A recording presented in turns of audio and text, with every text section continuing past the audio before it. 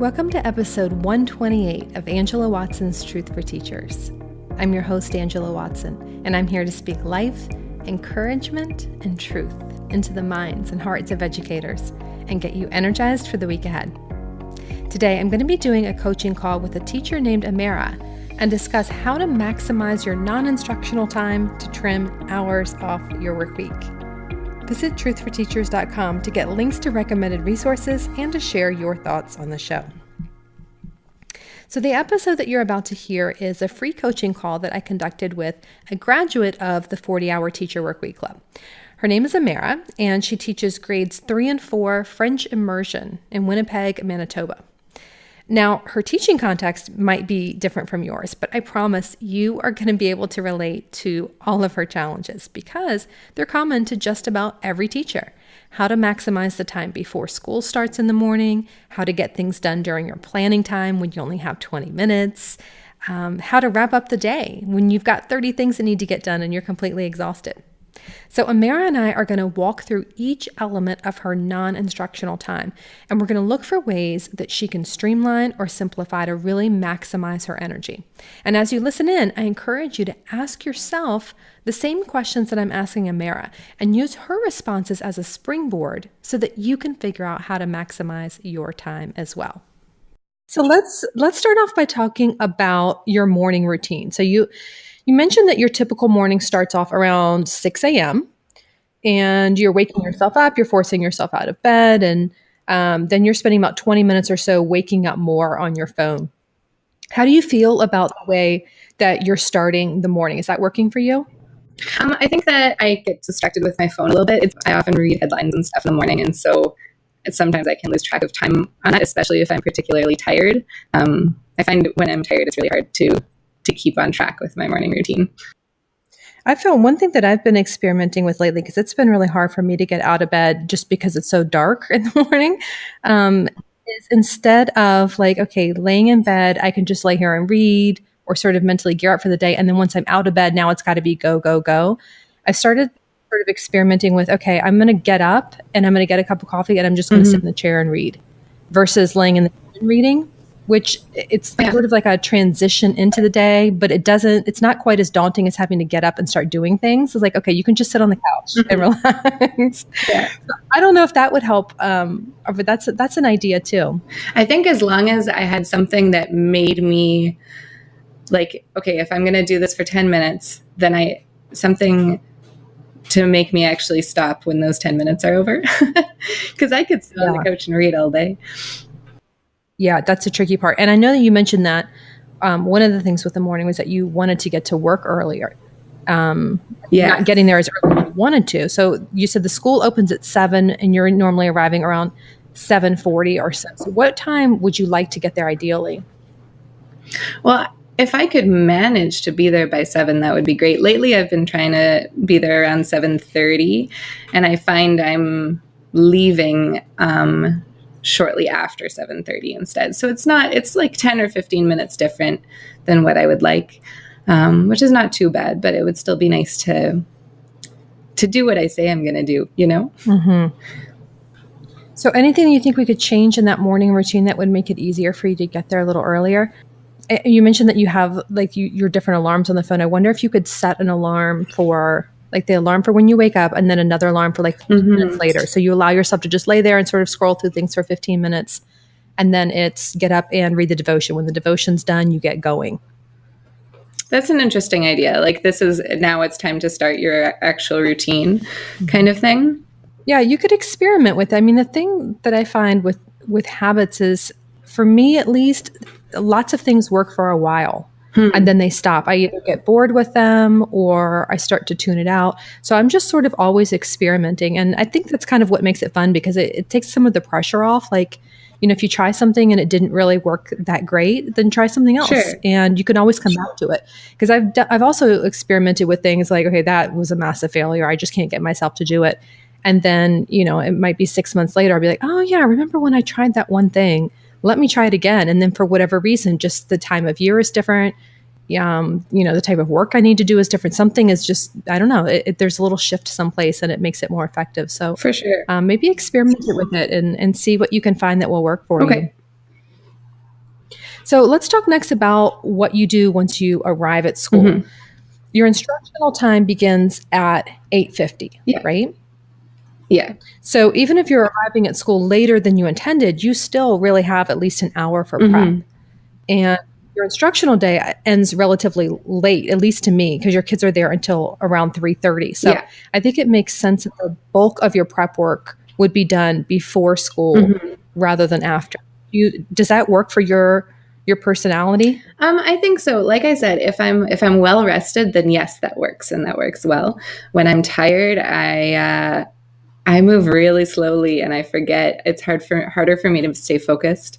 One thing that I've been doing lately, which has helped with that, is made a list not only of, my to-do list for the day, but written down my routine of like, okay, when I get to school, I need to stop in the staff room and check my mailbox. I need to update the agenda poster. I need to, do all of these things, and just having it written down so that if I'm sleepy, I can just look at the next thing on the list instead of having to think of it.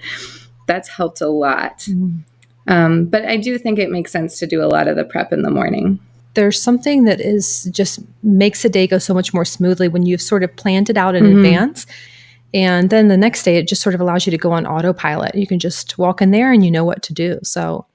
And using the schedule, like using the to-do list with the specific times for specific tasks has been really, really helpful for me. And so you have these things that need to be done every single morning. And that all makes sense, checking the mailbox and taking out materials and that sort of thing. And then you mentioned that also you wanted to, since you have around an hour, so you wanted to work on some other things. What are your thoughts about that, about how you might want to use that time? So right now, I kind of have a different thing planned for each morning of the week. So Monday, I want to deal with my bin of things to put away and kind of my, I've been using the to do ASAP or to do immediately and then to do ASAP folders that you had suggested in, I think it was Avoid the Paper Trap. And so Monday, I want to deal with that kind of thing. Tuesday, I forget which is which, but one of them is marking, one of them is photocopying, and so on. And I've only been scheduling it that way for a little while. And it seems to be, it's starting to work. I'm starting to learn how to force myself to do what I say I'm going to do, because I find that it's easy to say, oh, I was going to mark today, but this other thing feels more urgent. And then the marking falls by the wayside. Yeah, I really like the idea of the themes for the day, because we know that there's going to be interruptions. There's going to be last minute meetings. Things are just going to happen. And so if the things that you're doing for, in the morning aren't necessarily needed for that day, that'll give you a little bit more flexibility. And I think sort of preparing for that mentally, for this idea that I'm going to set up these themes because it's going to help me figure out when I'm going to get my work done. I don't have to worry about, spending the whole evening grading papers, because I know, Tuesday and Thursday mornings, that's my time to do it or whatever. But to give yourself the flexibility and knowing that this is not going to go according to plan, and that's okay, that that's not a bad thing, that it's not your fault, or that, you're now suddenly behind. It's realizing that, okay, in an ideal situation on a typical Tuesday, I'll be doing my marking, but it's not going to be like that every Tuesday, and that's okay. That's maybe something like building in some buffer time might help. Yes. So that the things that didn't end up happening as planned, I have a plan B, basically. Yeah. Yeah, exactly. So maybe like the first 20 minutes of your day are sort of these warm-up tasks where you're talking with coworkers, you're checking your mail and that sort of thing, and then begin your main thing, whatever that is for the day. And that plan really could hold true no matter what time you arrive at work, because if you get there early, that's great. You'll have more time. And if you don't get there at 7:40 or so, that's okay, because you'll still have around 50 minutes or so. And I love what you're saying about the buffer time, is not trying to do too much during that time. Instead of trying to make yourself get through 5 stacks of essays, like, let's just aim for 1. And then if I can do more than 1, I'll feel accomplished, rather than feeling frustrated because I didn't get through it all. Right. So later in the day, you mentioned that you have around a half hour, 35 minutes or so as a prep period where the kids are with specialist teachers and you can do some work in your classroom. Is that right? Yeah. Okay. What do you normally do during that time?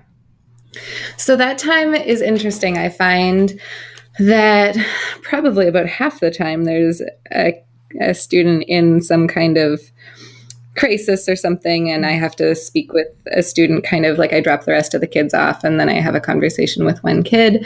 So that kind of takes up some time. I run to the bathroom because the bathroom is far away from my classroom, and so I take the opportunities where I can. Then I get back to class and I've got like 15, 20 minutes left. And it feels hard to get started, like to really dig into something at that time. So right now I'm kind of puttering around, tidying things up.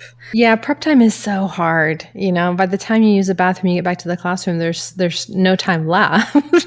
Yeah. That's what it feels like sometimes. So I wonder if we could do this, if we could figure out when those bigger tasks are going to get done, and then you can plan to use your prep time for the shorter or the easier tasks. So maybe that could be time to do sort of the miscellaneous stuff that's not required for you to teach well for the rest of the day. Because you don't want to be running the day's photocopies or trying to grade papers that have to be returned for students to review in class 15 minutes later. Because then if the copier breaks or you have an unexpected meeting, then you're going to be totally frazzled. So anything that's really critical for the day's lesson would already be complete before the day begins. And then you won't be stressed when things don't go according to plan.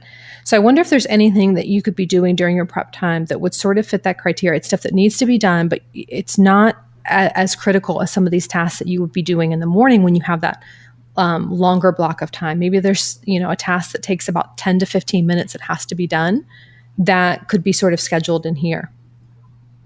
And it could just be like kind of maintaining the systems for all of the papers, like going through my mailbox basket and taking papers from my to put away spot and actually putting them away. Like that could be paper shuffling time. Mm-hmm. Yeah, I think that makes a lot of sense because you don't want to use your long period of time for something like that before school. And then after school, you're tired. Yeah. For lunchtime, you mentioned that a lot of times you go down to the staff room and you'll eat.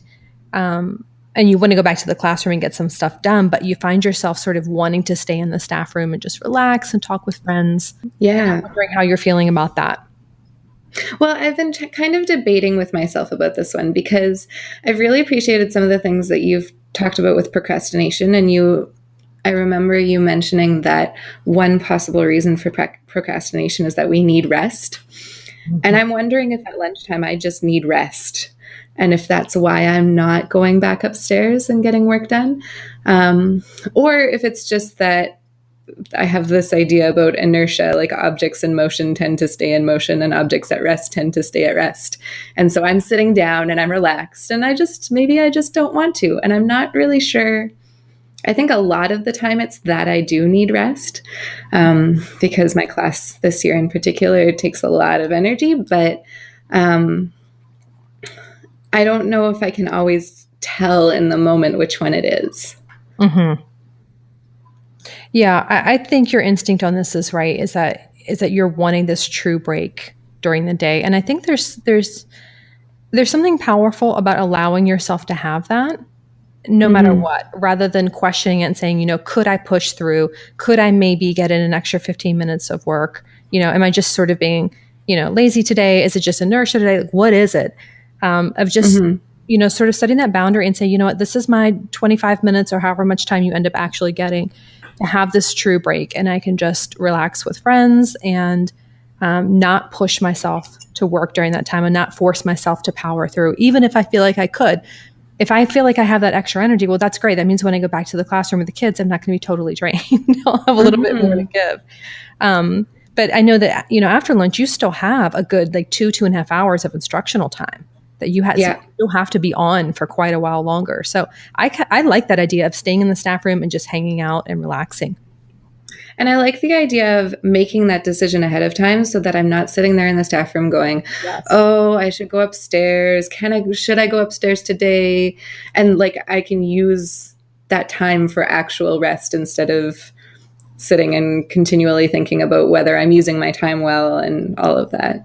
Yes, exactly. You're giving yourself permission. You're saying, this is it. This is my true break. I'm not going to even sit here and waste my mental energy trying to convince myself that I should get back up or debate whether I should. I'm just going to decide in advance this is my break, especially since we know, you're going to be doing some of the paperwork and stuff during your planning period.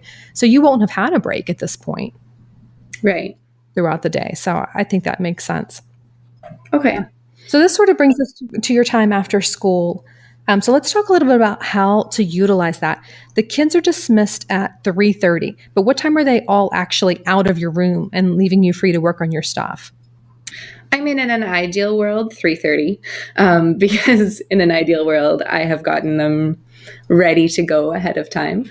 On a day when that doesn't happen, sometimes it takes the stragglers 10 minutes to make it out of the room, so 3:40 about. Okay, so that's not too bad. That's pretty quick. I know that in some schools the dismissal process takes forever. I mean, it would take me usually a half hour to get all the kids out because they'd call the buses one by one by one. It was a long process. Okay. No, they all go outside and they wait. They line up in their bus lines outside at the front of the school and they wait out there. And there's a teacher on supervision, which I have to do sometimes, but not often.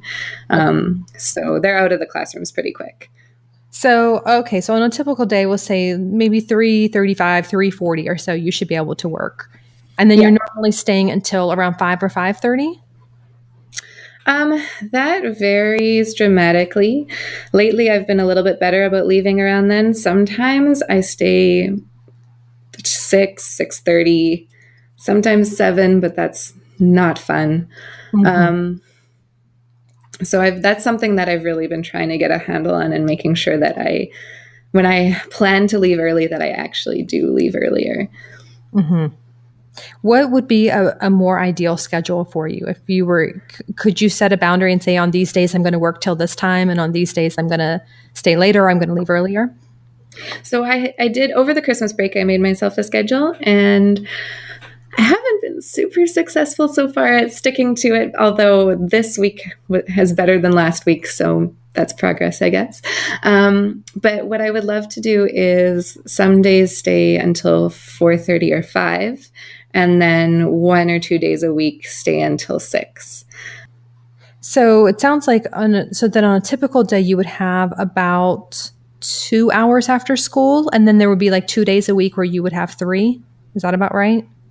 Yeah, something like that. Okay. All right. So let's see if we can figure out if that's going to be a reasonable goal for you, because there's no objective answer to that. Every teacher's workload is unique. But what we're saying is that, so you've had an hour to an hour and a half before school. You've had about 30 minutes during your planning period. And then you'll have either 2 to 3 hours after school, depending on the day of the week. So that would mean really around 4 to 5 hours a day when you're in your classroom and you're not having face-to-face time with kids. So that's about 20 hours a week or so to get Which really feels like it should be enough, but I don't know. Well, when I'm planning ahead of time, then that's enough. When I'm planning day to day, that doesn't feel like enough. Are you also bringing work home on the weekends, or are you working at home in the evenings? Lately, no. Lately, I've been pretty good about leaving work at work. Sometimes I've been bringing work home and then it just hasn't been happening, and I've been accepting that I'm procrastinating because I need rest, and then I've been taking my rest at home. So then maybe this is a good goal then to say, okay, I'm going to give myself 20 hours a week of non-instructional time to get things done. Some of that is on the clock, and some of it is unpaid time after work. But 20 hours is a lot of time. Mm-hmm. Like you said, when you've planned it out well and you know what you're doing and you're doing only the things that really matter and sort of letting go of the things that don't. So I think that could work. And I think that if you set that boundary that I'm going to get it done at school and I'm going to stay till 6:30 and that's what it is, but I'm not going to work at home. I think it's going to make it easier for you to get sleep at night, because it's really hard to sleep when you're working right before bed.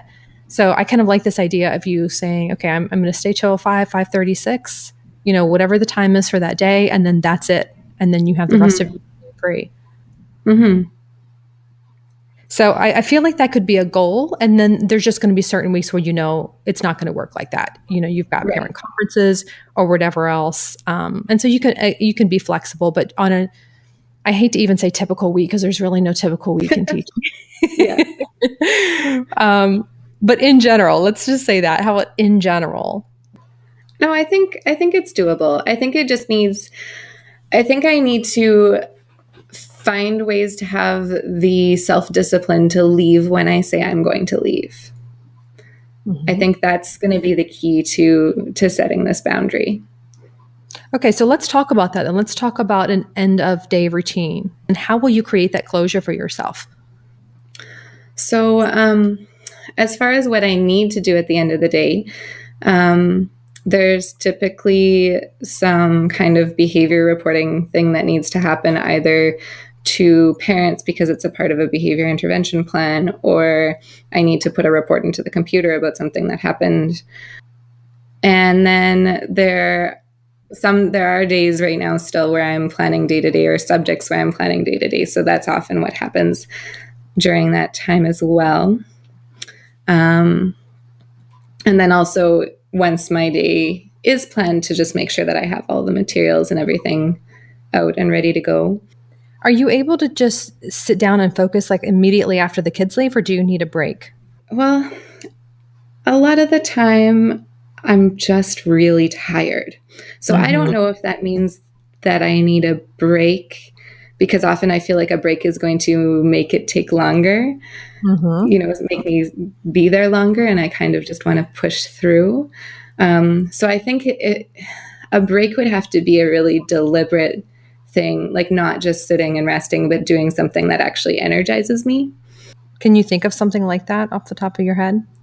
My class is doing a lot of work with mindfulness right now, so I'm wondering if I should be borrowing some of those strategies. Yeah, this is another area where I think you can just really experiment with it. Using some mindfulness strategies would be great. There might be certain days when you're like, I'm just absolutely exhausted and I need to just go into a coworker's room and I need to just sit and talk for 10 minutes and not do anything, or whatever it is that you need to do to just, sort of give yourself just a few minutes. So, there might be some days where you can just do a couple minutes of a mindfulness exercise. Some days you may need a true break. Some days you may be able to just power through. I think just sort of noticing your own patterns there will be really powerful to figure out what works for you. And I think you'll probably notice that there's a correlation between how the school day ends and what you need to do afterwards. It may be helpful to have a couple different sort of routines that you can pick from. So it might be the mindfulness, it might be, a 15-minute break, or it may be just sort of jumping in, and then you can choose one of those strategies each day. That makes sense. What about sort of wrapping it up to give yourself that closure at the end of the day so that you're not still thinking about work all evening? One thing that I've been experimenting with a little bit has been kind of going through my day and grabbing a journal. And for one of my students, actually, 3 times a week, I send an email to parents with 3 stars and a wish for the day. And so I started doing 3 stars and a wish just for my day in my journal. And that seems to be, I actually have noticed that when on the days that I do that, I come home and I'm less likely to focus on the day once I get home. So I like something like that, just kind of processing the day and also focusing on some of the positive things. Yeah. And on the days when I'm rushed and I'm like, no, I got to go home, I'm too tired, I haven't been doing that. But I wonder if it might be good to try making it a non-negotiable for a little while, just to find some closure to the day. Yeah, to try to establish that habit. I wonder if it would still be as powerful if you were just thinking about it. So if you were just too tired or you didn't have enough time and you were to just think about it on your drive home, do you think that would have the same impact? Or do you think it's something that you need to sort of discipline yourself to write it down? I don't know. That might be something for me to experiment with a little bit. So once you leave school, then your evenings are all a little bit different depending on the day. It looks like you have a really nice variety of things scheduled out for the afternoons and the early evenings. Are you liking what you're doing in your evenings right now? Yeah, I am. It's starting to feel busy. I'm taking on a few different weekly commitments that are feeling like a lot. But it does seem like a nice variety, and I do still have times set aside specifically for relaxing in the evening on some days, so that's been nice. Is there anything you feel like you need to cut there if it's starting to feel like a lot? I don't know. That's tricky. Some of those things are, I don't have a lot of exercise that I do during the winter. And so some of those are me trying to implement some of that. One thing is something at my church that's kind of a non-negotiable, something that I feel is pretty important. So I'm not ready to cut that. So I think I need to just make sure that I'm aware of those weekly commitments when I'm scheduling other things into my week so that I don't overwhelm myself. Yeah, that's very smart to know. Okay, I have to be at this class on this night. So I'm going to make sure that I'm not also pressuring myself to do laundry or, finish, you don't normally take work home, but it's not going to be a night that I'm going to bring papers home or something like that. Yeah, that makes sense. I want to also talk about how you end your day, especially when we get into the sleep issue. So from about 8:30 p.m. on, you're usually just finishing up tasks around the house, cleaning up kitchen, laundry, and ideally going to bed early, but it doesn't seem to happen. Is that right? Right. It's so hard to make myself go to bed.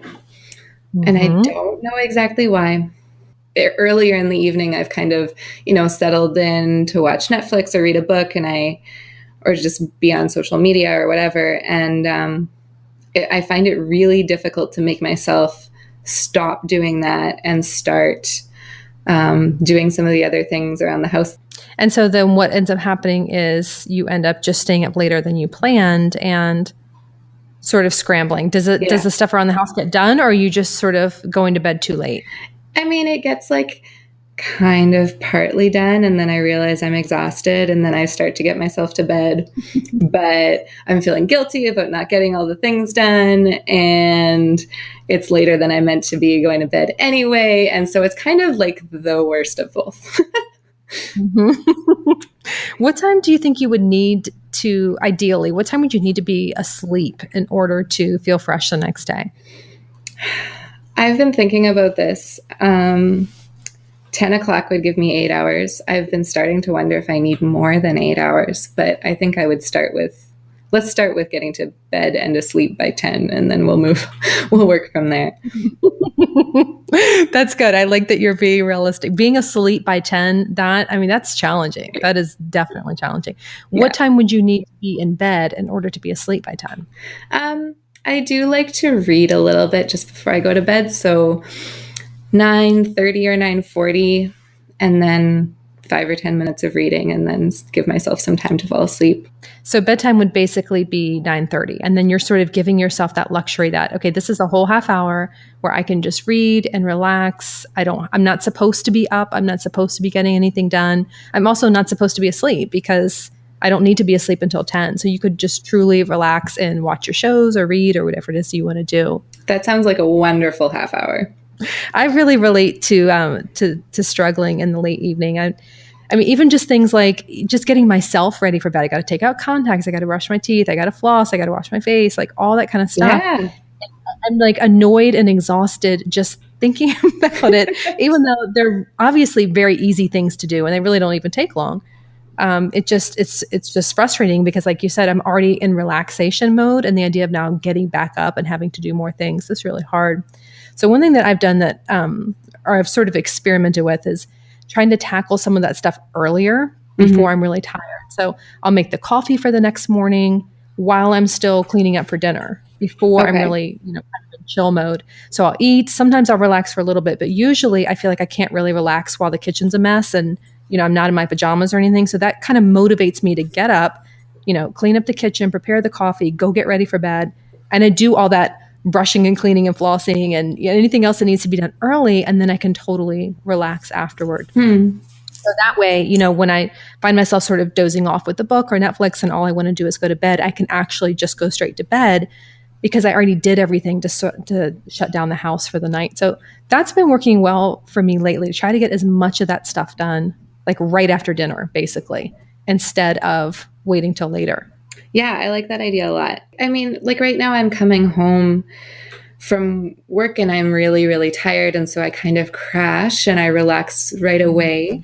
But then it's not as relaxing because I'm aware of all of these other things that I need to do still. So being able to get some of those things done earlier would help me, I think, relax more effectively later on. Yep, I know exactly what you mean. So maybe that time period could be short. Like give yourself that half hour when you first get home from work. I mean, you are going to be tired. Give yourself that half hour to just lay on the couch or whatever. So a short break, but set the limit to it, because pay attention to that feeling that's telling you, I can't really relax. I need to get up and do this, something. Like pay attention to that and let that motivate you.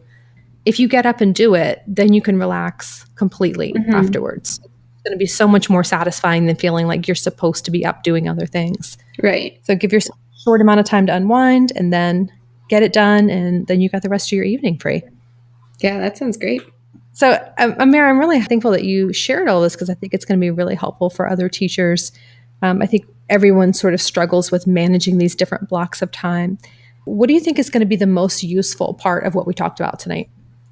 Oh man, I'm just looking at my things that I jotted down here. I think there was kind of a theme throughout about like scheduling, saying this is what I'm going to do during this time, and then setting the boundaries so that when that time is over, that's it. And it's okay if it's not done, but it's time to move on to something else. And I think kind of setting myself that boundary and giving myself permission to move on to the next thing, whether it's time to relax or whether it's time to go home or whether this is my time to do marking or whatever it is, to just be really intentional about that, I think will make a really big difference for me. Yeah, I like that word intentional, because it doesn't have to be strict. I think sometimes people hear the word boundaries and they think, I've got to stick to the schedule, or 5:17 this has to happen and 5:38 this has to happen. But it's more about just sort of pay attention to your body, like to notice when you're tired, to notice when you're feeling this nagging sense that you need to just get up and do something, and to be really intentional about responding to that and to thinking about how you want to be using your time now, which is going to make the day go so much more smoothly later. If you make the right decision in this moment, it's just going to make it easier for you to make better choices in the next moment. So I think that's a really great reflection. Yeah. And I'm noticing too, the number of times we talked about like allowing a break or deciding that this is a time to relax or something like that. I think the more I plan in my rest, I think the more productive I will be later on, and the better, the more efficiently I'll be able to work. So I think that'll help a lot too. Yep, that's exactly right. Because that rest is really going to work hand in hand with the productivity. You really can't be productive unless you have that time of rest. And I think so many of us struggle with giving ourselves permission to just do nothing.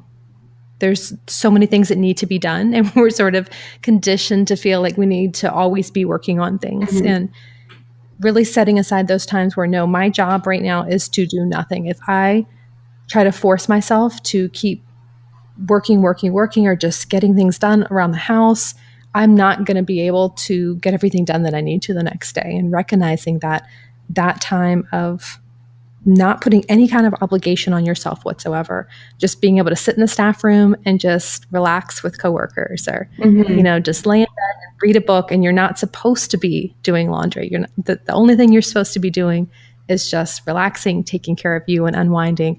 It's really powerful, and it'll make you so much more motivated to get back up the next day and give it your all.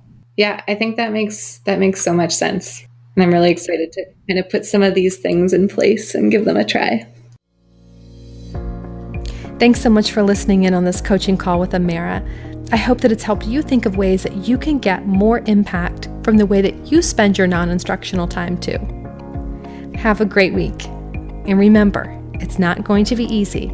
It's going to be worth it.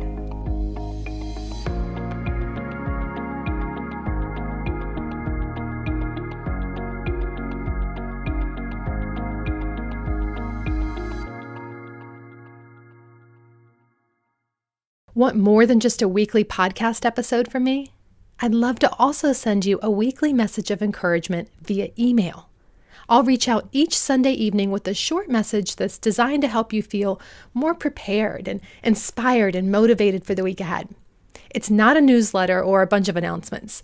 This goes out to over 85,000 educators. So I put just as much thought into crafting this weekly written message to my email list as I do into crafting my podcast episodes.